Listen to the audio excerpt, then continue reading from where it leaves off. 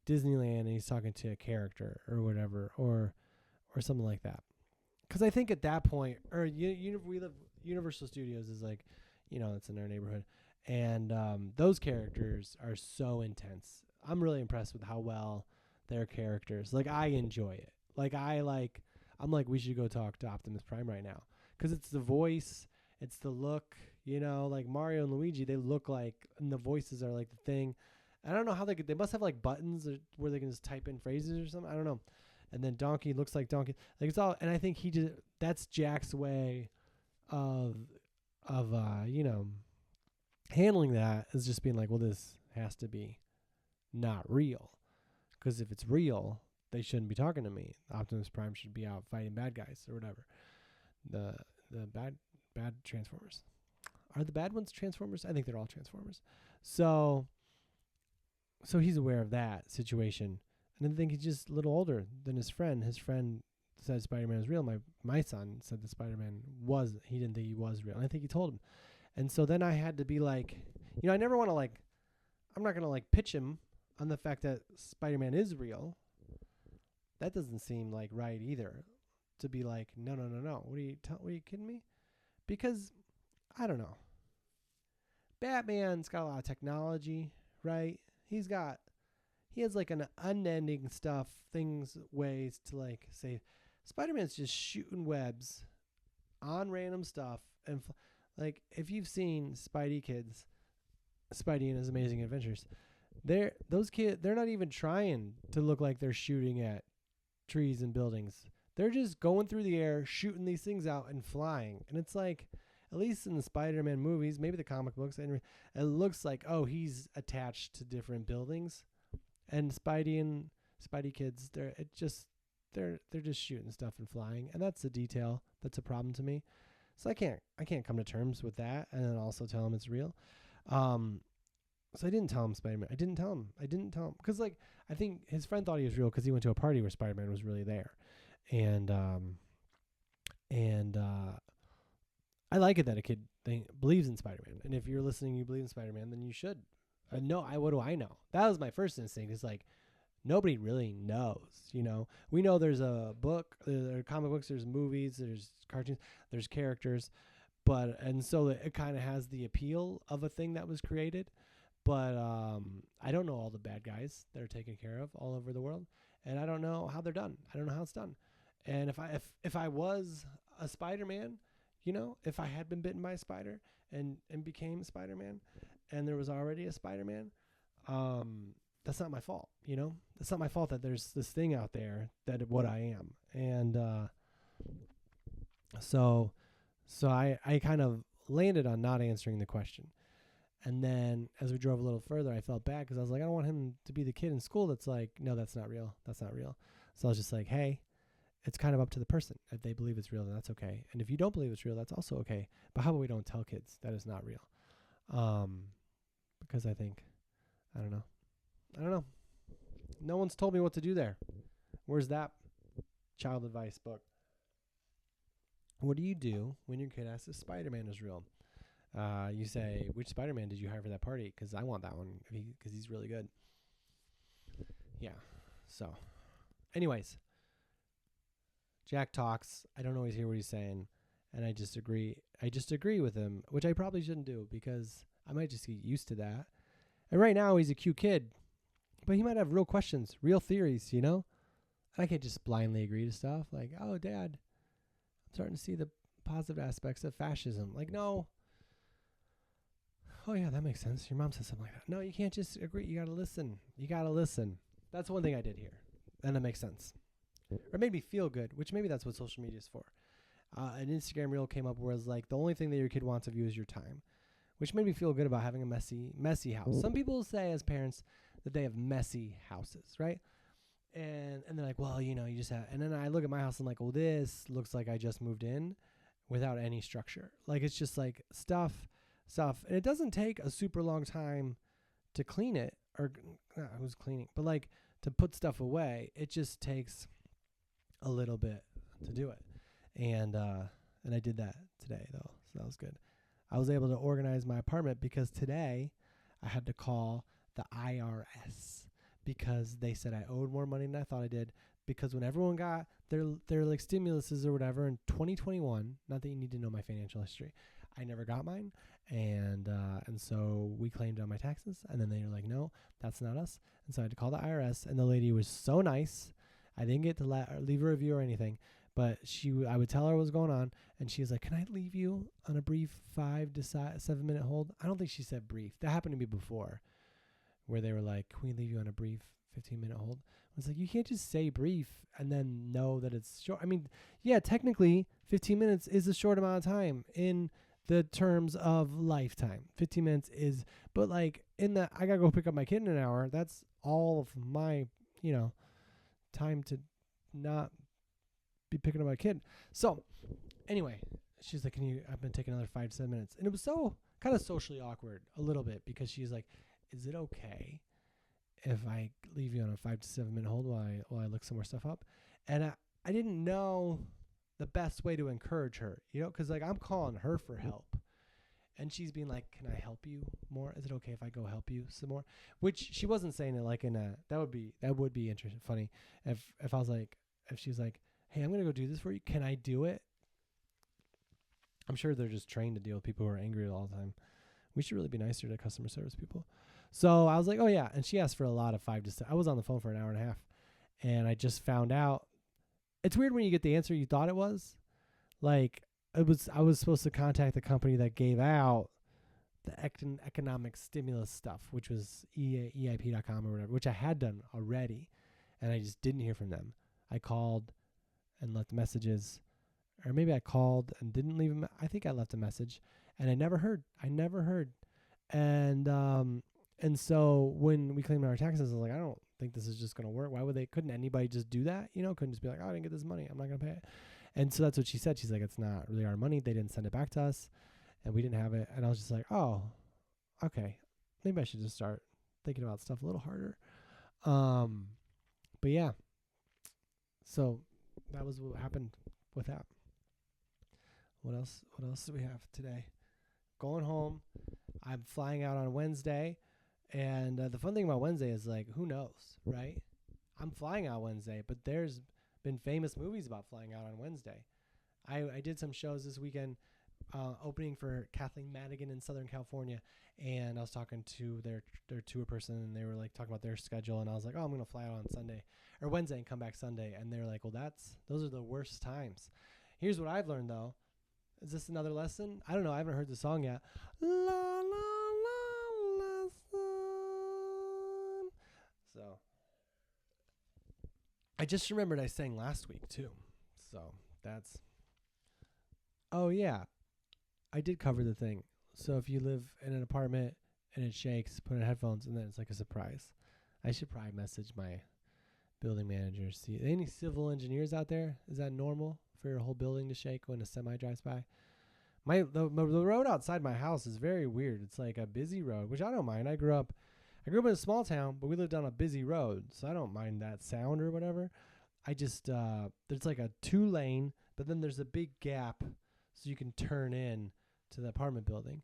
But some cars just treat that as a lane. So you're pulling out into traffic, and there's a car that's treating your, like, safety zone of, like, buffer from where the traffic is as, like, this is just a second lane. And it's just like, well, this is going to be an accident. Anyway, let's haul this over here. So I was talking about Spider-Man. This is a good point to bring up. I don't know. I've never seen it, but I think I would like to see it. I would like to know if a superhero ever broke, like, I don't believe in superheroes. I mean, maybe I should. In movies, I guess, or comic books, this is the question. But in real life, too, if there's a superhero out there, let me know. If a superhero ever broke up with someone for a normal reason, Because it always seems like the bad guy has kidnapped the love interest, and then they're like, we're going to murder her, or a whole bunch of people, and then the superhero has to be like, I'm going to save both. And then the love interest dies. That's just the Dark Knight. But it's like in Spider-Man, I remember watching the Tobey Maguire version, where he's like, we got to break up, MJ. And she's like, why? And I'm like, why? Because I'm like, why? She's here. You're Spider-Man. You can't stop bad guys from hurting your loved one. Like, what? And the whole idea was like, well, I can't date you because if they find out who you are, they could like try to kill you just as good to me. And it's gotta be hard to be a superhero because it's like, that's really gonna not a lot of committed relation. And I was just wondering if it ever got to the point where the superhero was just like, yeah, we're just gonna break up, and the person was like, oh, because you're afraid that your enemies will like kidnap me and hold me ransom against the city, and the guy was just like, I'm just kind of done, and and as the person getting broken up with, like that's gotta hurt, because the superhero had every opportunity to be like, oh yes, I love you so much that you are someone that if a bad guy did get a hold of, I would sacrifice the whole universe to save you. Even though that it doesn't quite make sense, because if I sacrifice the universe, then there wouldn't be anywhere for us to live in our retirement years when I'm not a superhero anymore. So that's not going to help, but I would do all that. And instead of doing that, the superhero was just like, yeah, I'm not. I mean, this is all like hypothetical, theoretical, but it is a question that I have, because just because you're a superhero, maybe you're really good at picking, maybe you're super good at picking people you'll fall in love with. Or maybe everyone that you fall in love with has all this like stuff around them because they could die, that increases the love factor. I don't know. I think the best way to break up with someone is to have a sense of honesty. Because if you are a superhero and you're like, hey, I love you, but they could try to kill you, then they'll be like, oh, it's so sad or whatever. But then maybe the bad guy goes to prison or whatever, or maybe they, die. I don't know. But then the girl could be like, oh, we can be together now. Then you have to like just keep creating bad guys. Nah, now there's another guy. His name is Garbage Man. And I got to go stop him now. And he finds out about you. And then you put Garbage Man in prison. And then just like, Garbage Man's gone. Now we can finally be happy. Yeah, but now like Universe Guy is here. And who knows what he's going to do. And then you finally just have to start hiring people to be bad guys. So you don't have to. It's probably easier to just be like, it wasn't working. So I found that the best I felt after breakups is like the people that I was trying to get out also. And it just sort of timed up right, where it was like I was reaching out because I wanted to make sure they knew that I wasn't just not reaching out anymore. And then in my reaching out, I felt a little delay on their response. And I was like, I think we got one. And then they finally reached out, and it was like a very like impersonal, not mean, just not as personal. And then I reached out a little quicker just for them to be sure that they might. I don't want them to be the one to break up. I just don't want to be the person to see too much into the, like if you're in a relationship, it's clear. But like if you're not in a relationship yet at the beginning and they're kind of like done and you're kind of, you don't want to be the person that's like, oh, you're my person and I have to tell you this. I want the other person to be like, look, I should probably tell you this. That's where we're at. Because you never want to be the person that sees too much into it. Like, oh, this was a real thing. And they're like, I don't even have to talk to you about this. And that's just a little bit there. But this has been we're not at our time. We have so much time. But I think we had a lot of lessons there. And just to recap, I don't have anything to recap. I think I caught it all. I think I pulled it back. And it's episode 38. That's just how it was supposed to be. I'll be in Eau Claire this weekend on Saturday at the Plus. The next weekend I will be in Little Rock, Arkansas at the Looney Bin Comedy Club. And then I go to Memphis and then Rosemont, Illinois at Zanies, and then Chicago, Illinois, and then Mahomet, Illinois. And that's my year. So yeah, I appreciate you listening. And the end. Happy Thanksgiving.